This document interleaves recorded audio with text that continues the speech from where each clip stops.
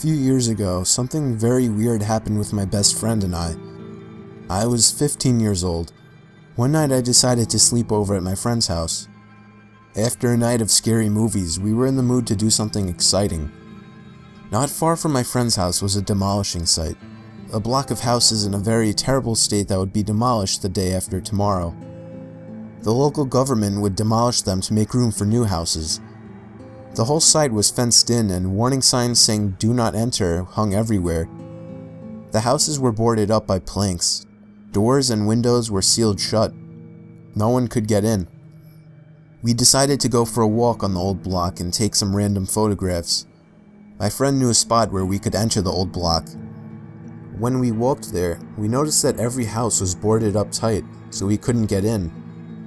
We noticed a house with a window on the top floor that wasn't very well boarded up. We could see into the room.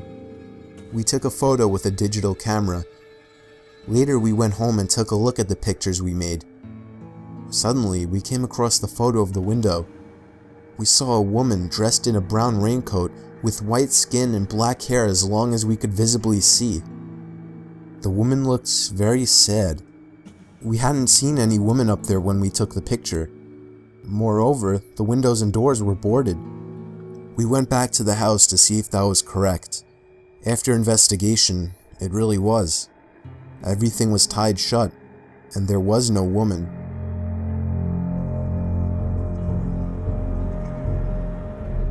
This story isn't mine, but rather of my friend from Japan. I'll call him Rita. It happened back when Rita was only about 11 or 12 years old. Rita was a rather attractive kid and had his fair share of admirers. One girl was extreme with her crush though. I'll call her Ayano. Ayano was a lot older than Rita. She was 17. She was an acquaintance of Rita and lived down the road from him. Rita hadn't thought much of her until she started stalking him. Every day and every night, she would be following him one way or another, whether it be in person or online. Rita first started getting the creeps when she would start messaging him over 20 times a day. Stuff like, "Be safe," "Are you alright?" "Sleep well," etc. This was a little weird, but he overlooked it. Then the messages started getting creepier. Instead of the usual checkup emails, they got more personal. Things like, "You should eat your lunch," if he skipped lunch, or "I think your sister is hungry," when his little sister was crying. Rita stopped using both his phone and social media at this point, but it doesn't end there. Rita's mother was almost never home, so he was frequently looked after by babysitters. One day he had a new babysitter. It was Ayano. Nothing was particularly strange as she looked after him and his siblings, but she did get a lot closer to his mother than he would like. One day at school, Ayano approached Rita and told him that his mother would be out of the country for a week, and that she told her to let Rita stay at her house. Rita was hesitant at first, but hey, it was his mother's wish. He couldn't go against that. Ayano told him that his mother had already left, so he could go home with her after school that day. Rita reluctantly agreed and went home with her. When he got there, her parents weren't home. Things get a little blurry here as my friend choked up telling the story, as it still scares him today. He said Ayano would play weird games with him, stuff like Family, where she insisted she was the wife and he was the husband, as well as things like Cops and Robbers and games to see who would get scared first, where she would blindfold him and leave him in a silent room for hours on end. It was 5 days into staying at her house, and Ayano had gone to her part-time job. She had left the doors locked and the windows were too high to jump from, so he just stayed in front of the TV, where he saw a chilling news report. It was a missing child report, the missing child being him. Before he had the time to catch the number to call, the TV switched off, and Ayano was standing behind him with the remote in her hand. Rita had freaked out, crying and screaming. Ayano held him, but he managed to wiggle from her grasp just in time to open a window and cry for help. Luckily for him, a couple were walking past, heard his cries and called the police. Within an hour, Police arrived and found him locked in her bedroom with a blindfold and his hands tied. Due to Ayano still being a minor, Rita is unsure of what happened to her. He says he only remembers the police taking her away while his mother was hugging him.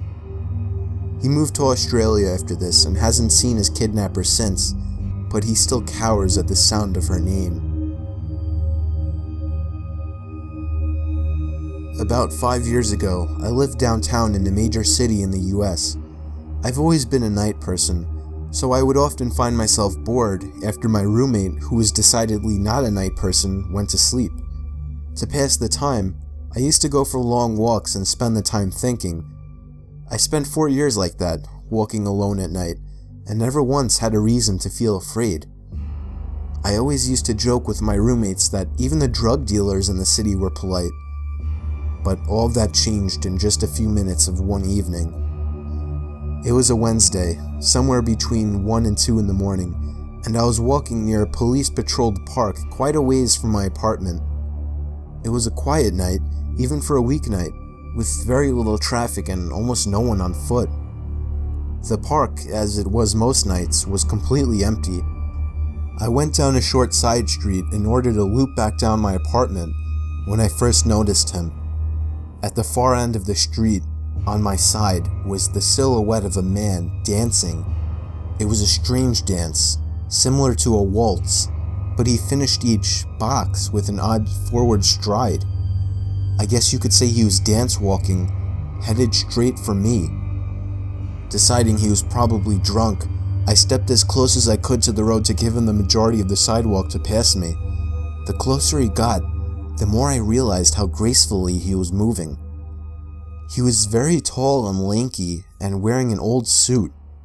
He danced closer still, until I could make out his face. His eyes were open wide and wild, head tilted back slightly, looking off at the sky. His mouth was formed in a painfully wide cartoon of a smile. Between the eyes and the smile, I decided to cross the street before he danced any closer. I took my eyes off of him to cross the empty street. As I reached the other side, I glanced back, and then stopped dead in my tracks. He had stopped dancing and was standing with one foot in the street, perfectly parallel to me. He was facing me, but still looking skyward, smile still wide on his lips. I was completely and utterly unnerved by this. I started walking again, but kept my eyes on the man. He didn't move. Once I had put about half a block between us, I turned away from him for a moment to watch the sidewalk in front of me. The street and sidewalk ahead of me were completely empty. Still unnerved, I looked back to where he had been standing to find him gone. For the briefest of moments, I felt relieved, until I noticed him. He had crossed the street and was now slightly crouched down. I couldn't tell for sure due to the distance and the shadows, but I was certain he was facing me. I had looked away from him for no more than 10 seconds, so it was clear that he had moved fast. I was so shocked and I stood there for some time, staring at him, and then he started moving toward me again. He took giant, exaggerated tiptoed steps, as if he were a cartoon character sneaking up on someone, except he was moving very, very quickly. I'd like to say at this point that I ran away or pulled out my pepper spray or cell phone or anything at all, but I didn't. I just stood there, completely frozen, as the smiling man crept toward me. And then he stopped again, about a car length away from me, still smiling his smile, still looking to the sky. When I finally found my voice, I blurted out the first thing that came to mind. What I meant to ask was, "What the fuck do you want?" in an angry, commanding tone. What came out was a whimper. What the fuck? Regardless of whether or not humans can smell fear, they can certainly hear it. I heard it in my own voice, and that only made me more afraid. But he didn't react to it at all. He just stood there, smiling. And then, after what felt like forever, he turned around, very slowly, and started dance walking away. Just like that. Not wanting to turn my back to him again, I just watched him go, until he was far enough away to almost be out of sight. and then I realized something. He wasn't moving away anymore, nor was he dancing. I watched in horror as the distant shape of him got bigger and bigger. He was coming back my way. He was coming back my way, and this time he was running. I ran too. I ran until I was off the side road and back onto a better lit road with sparse traffic. Looking behind me then, he was nowhere to be found. The rest of my way home, I kept glancing over my shoulder, always expecting to see his stupid smile, but he was never there. I lived in that city for 6 months after that, and I never went out for another walk. There was something about his face that always haunted me. He didn't look drunk. He didn't look high. He looked completely and utterly insane. And that's a very, very scary thing to see.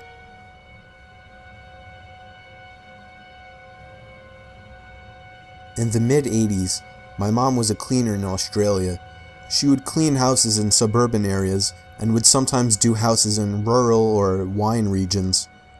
She would leave business cards at the local shops and got most of her business this way, and some through referrals and word of mouth.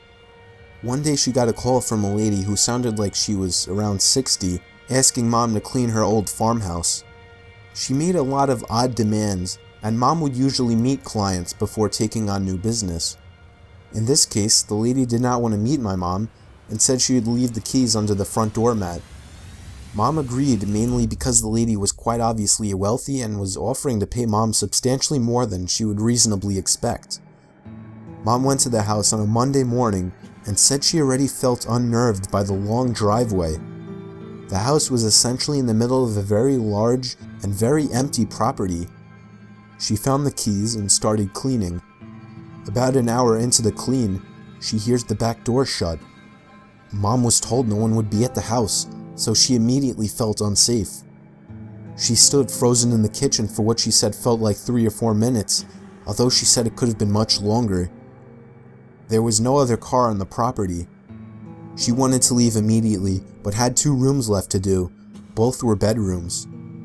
She said as time passed and she heard nothing else, she decided that perhaps it was nothing, or perhaps something had fallen and it wasn't the door after all. She walked up the hallway and stepped into the bedroom. All over the bed were black and white photos. As Mom got closer, she realized that the photos were all of her. Some were taken at our family home, and others were taken at other houses Mom would clean. Some through windows or over fences. She used the house phone to call the police and immediately drove to the end of the driveway. The lady ended up being investigated, but continued to claim that it was a break-in.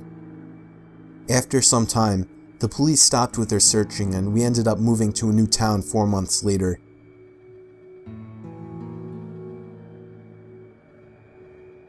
I'm 22, and this incident happened 1.5 years ago. I had just moved into my first apartment and was in the process of moving in. The door that led to my apartment locks itself automatically when closed. So, I was going to the entrance of the apartment complex to get my mail while talking on the phone with my friend. I returned to the apartment and sat on the bed while opening the mail while using the phone. I dropped the phone on the floor and it landed under the bed, so I had to lie on the floor and stretch for it. I saw something that caught my eye. There was someone under my bed. My eyes widened and I choked the urge to scream. The person under my bed was lying still with his back towards me and his head to his chest, so I couldn't see his face, and he didn't see me.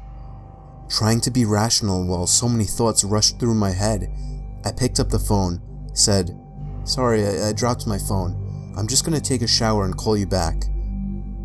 The bathroom is right by my bed, so I hastily walked in, quietly locked the door, turned the shower on, jumped out my window, and called the police. They told me to wait nearby, but to go across the street and see if anybody comes out the door of the apartment complex. This was during the summer and it was still light out. I placed myself across the street, hiding behind a car while watching my open bathroom window and the entry door. I called my friend and he came over just before the police. I gave them my keys and they went inside. Only moments later, 2 cops came out holding a thin and tired-looking man. His eyes looked crazy, but he didn't try to get away. The policeman that stood beside me and comforted me while the police searched through my house told me that the man stood outside my bathroom door with one of my kitchen knives, waiting for me to come out. This man had somehow crept in my entry door while I was getting my mail and hid under the bed. The man that was trying to hurt me turned out to be a homeless person and was placed in a mental hospital. When I was 21, me and my girlfriend were upstate in my family's vacation mobile home. It was during a snowstorm and we were sitting on the couch next to the heater, snuggling and watching late night TV. We were surrounded by absolutely nothing but forest in all directions, and all that was keeping us from the outside was a wooden door that had a broken lock. The last time my grandparents came up, my grandpa put a few cinder blocks by the door to use as a kind of barrier in the meantime, since the door opened inwards. Anyway, while we were watching TV, my girlfriend started shaking me, telling me she heard something outside. I assured her it was most likely a deer or a bear or something, but then 5 minutes later, my girlfriend looked at me again. I heard it too. I muted the TV so we could hear it better.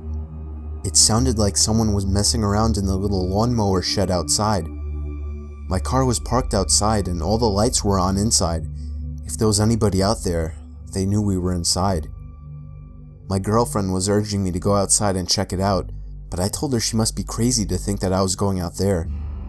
The sound stopped and there was nothing but the sound of the storm outside now. After a few minutes, I felt it safe to shut the inside lights and open the blinds to take a quick look outside, but it was too dark to see anything. I turned on the porch light and I was able to see a good portion of the front yard outside. There were footprints in the snow. Not animal footprints. They were clearly shoe prints, and they were headed in the direction of the backyard. I went to open the curtains to the backyard window, and when I did, I felt the urge to scream, but my girlfriend did instead. Even though there were no lights in the backyard, we could see a man dressed in all black and wearing a vendetta mask facing the window. I immediately shut the blinds and told my girlfriend to go hide in the bedroom, while I grabbed my grandpa's hunting rifle out of the closet. I pushed the cinder blocks and a bunch of other heavy objects in front of the door as a barricade, shut all the blinds and lights, and went to hide with my girlfriend in the corner of the bedroom. There was a bang at the front door. He was trying to bust open the door. I don't even think he tried the knob, but it didn't matter either way. After a few futile bangs to the door, it seems the man finally gave up. I stayed up that whole night with the gun by my side while my girlfriend slept. We packed and left first thing in the morning, but the scary thing, there was a fresh set of footprints leading from the front yard window out into the woods. I haven't been up there since, but my grandparents have, and they said that there was no sign of a break-in or anything missing. I don't plan on ever going back up there. Back when my grandma was still alive, I would always walk down the block to her house every day to help with various chores. There was this one day that I walked over to her house the same time I always did and decided to let myself in. I was surprised she left the door unlocked. She was a very paranoid old lady and normally kept everything locked. I saw her bedroom door was opened upstairs and I heard her opening and closing drawers and cabinets. I walked upstairs calling Grandma, and as I was about 5 feet from the door, she slammed her bedroom door shut. I knocked, asking if everything was alright, and at that moment my cell phone began to ring. It was my grandma's phone number. I was so confused, but I picked up the phone anyway. My grandma was on the other end, telling me not to come over that day, as she was walking over to her seniors club. I felt my heart skip a beat as she told me this. I hung up the phone before she could say anything else, remaining silent. I knew exactly what was going on. I played dumb and said, "Grandma, I'll be downstairs," and made my way to my grandma's kitchen to grab a knife and dial 911. It remained silent in the bedroom after what happened. The police arrived and burst into the bedroom, and the loud and sudden bang of a gunshot caught me off guard. When the paramedics arrived and wheeled out the intruder, I recognized the man's face. It was my grandma's next-door neighbor. Apparently, he saw that my grandmother had left the house and broke in to look for jewelry. And when the police broke into the bedroom, they found the man hiding next to the door with a large knife in hand. If I had walked into that bedroom, I would have been as good as dead. The most haunting memory of my life. Me and my wife were getting home from dinner out, and as soon as we stepped out of the car, we noticed that our front door to our house was open. I told my wife to wait outside while I ran inside and ran straight up to our bedroom, where I hid the shotgun. I loaded the gun and scanned every single room upstairs. There was no sign of anybody. I made my way down to scanning the main floor, followed by the basement. There was no sign of anybody, and there was nothing missing or moved. I called the cops, and when they arrived, I told them what happened, and they began to investigate some rooms upstairs, followed by the basement. Nothing was turned up. They made a case of asking us if we were positive that we shut the door when we left. I myself was starting to have doubts, not completely sure if I had, but my wife remained confident that we had shut the door. The police seemed sure that if somebody had broken in, they didn't stick around long, as there didn't seem to be any signs of burglary. My wife was worried sick, crying that she wasn't comfortable being in the house. I comforted her the best I could, assuring her that whoever broke in the house left in a hurry. I finally fell asleep after hours of rolling around in the bed, but my sleep was immediately cut short by the disturbing scream of my wife. I looked at her, and she was staring intently in the direction of the closet. It hit me like a bullet just then. I had forgotten to check the second closet. I looked over and saw for the briefest second a man poking his head out of the closet before closing the closet door. Within 5 seconds, I had the shotgun loaded in hand and cocked it back to let the intruder know that I was armed. I screamed for him to come out, and just like that, the closet door opened, but instead of showing submission, he made a mad dash for the front door of the house. I could have shot him, but I didn't have it in me. He was never caught. He got away with it scot-free. I think having that gun saved us from a terrible fate. About a year ago, while still living under my parents' roof, I started experiencing some weird occurrences in my house, specifically my bedroom. While I was laying awake in my bed one late night, I heard a creaking sound coming from across the bedroom. My closet door had somehow been opened. When I got up to check it, I subconsciously checked for anybody inside my closet, even though I was 26 years old. Of course there was nobody inside, so I shut the door and went back to bed. Later that same night, I would hear rumbly, rattling noises coming from up above the ceiling. It sounded like something in the air ducts. It was a very strange sound. I really had no idea what to think about it, but as soon as it stopped, I kind of forgot about it quickly and fell asleep. In the morning, I did tell my dad about sounds in the attic the previous night, but annoyingly, he didn't seem too interested, or he just didn't take me very seriously. That night, I again lay in my bed awake, reflecting on life, when yet again, the slow creak of the closet door creeping open broke the silence. This time, I felt genuinely afraid. I knew the door was completely shut. It would take somebody twisting the doorknob for it to be able to push open. This time I took an extra careful look inside the closet for anybody, even though it wasn't a big closet and there really wasn't anywhere somebody could hide. I rationalized it as being a broken doorknob or something, and that same night, I again heard the rattling sounds coming from above the ceiling. It was exactly what happened the previous night. The next morning I convinced my dad to take a look at my closet door, but he quickly determined that the door was fine. When it was closed, he pulled on it, and it showed no signs of coming off the latch. Of course, he suggested that I was simply leaving the door unlatched, but I knew I wasn't. That night, I sat up, waiting for it to happen again, and right on cue, the closet door creaked open. I waited for the sounds above the ceiling, but there was just a long silence. I turned on my lamp and looked up to the air vents in my room, and I screamed at the top of my lungs. I could distinctly see two wide-open eyes peering through the vents at me.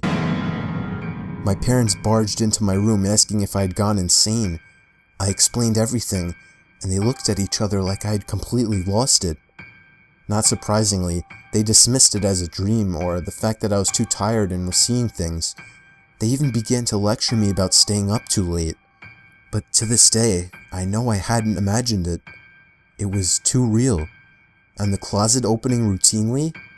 I know for a fact that wasn't in my imagination. I have never been a believer in the paranormal, but I still have absolutely no other explanation for those 3 nights.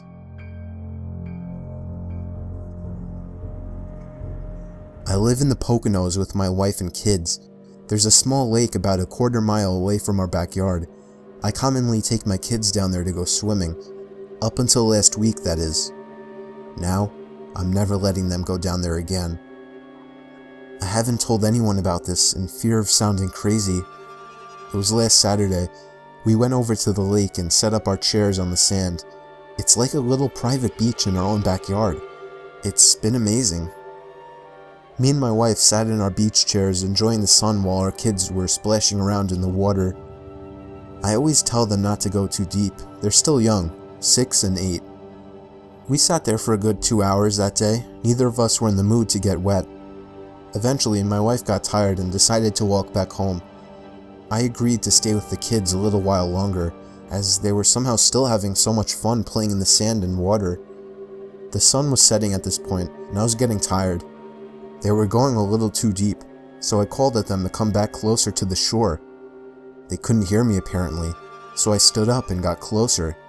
Before I could call them again, I noticed something in the water. It looked like a black, roundish object, and it was moving closer to my kids. I ran into the water closer to my kids, calling them to come out. When they got close enough, I dragged them out myself. When I turned back to the water, the object was gone. My kids were confused as hell. I didn't know what to tell them, so I just told them it was time to go home. We packed up and walked back to the house, but I wasn't happy when I got home. I was uncomfortable with what I just saw. That thing looked like no sea creature known to man. Dinner was waiting for us when we got home. I ate really slow, thinking about the object in the water and whether or not to tell my wife. My wife asked me what's wrong. She noticed that I was eating slow. I decided not to tell her right then. After dinner, I took a flashlight with me and walked back down to the lake. By then, it was already dark out. I got to the lake, but to be honest, I didn't even know what I was expecting to find. I shined the flashlight all around the surface of the water, searching for the black object. And just then, I heard a large splash come from somewhere in the lake. The kind of splash of something emerging out of the water. I thought it might be some kind of animal in the lake. I shined the light all over the place, searching for the source of the sound. And then I found it. And I realized I was dead wrong. There was a silhouette of a humanoid figure with long black hair covering its whole face. It just stood there, facing me, but not staring at me. Not that I could tell. I dropped the flashlight in horror and sprinted all the way back up to my house, slamming the door shut behind me. I haven't told anybody about this. What kills me is that lake is only a quarter mile away from my house, and for all I know, that thing could be watching me through my window right now as I write this.